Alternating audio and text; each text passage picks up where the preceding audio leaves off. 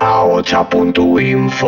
La rueda de prensa hoy era un poco consecuencia, es una responsabilidad nuestra. Hemos convocado a una manifestación hace 10 días a la que han acudido 35.000 personas.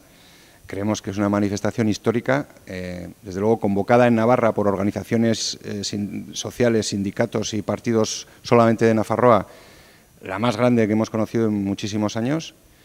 Entonces, teníamos que salir a decir que ante el espectáculo que estamos viviendo esta semana, absolutamente impresentable, de marear la perdiz, de que aquí está hablando todo el mundo, está hablando Rajoy, está hablando Cospedal, está hablando Rubalcaba, del futuro de Navarra. Nosotros lo que queremos decir y exigir en nombre de toda esa ciudadanía que la decisión sobre el futuro de Navarra se tiene que dar aquí en Nafarroa, que es muy sencilla, que es simplemente sumarse a un principio democrático que es poder votar, que es una exigencia, yo creo que clamorosa.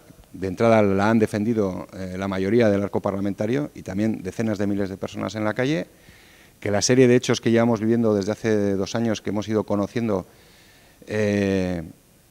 lo que quieren decir es que padecemos una democracia muy débil y que tiene poco de ese concepto, y que nosotros hacemos un llamamiento a la responsabilidad de todas esas fuerzas políticas para que consigan dar la voz al pueblo.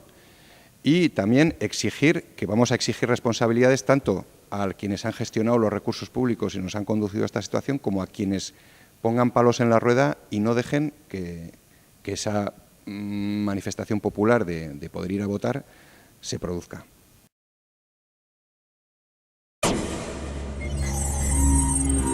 ahocha.info.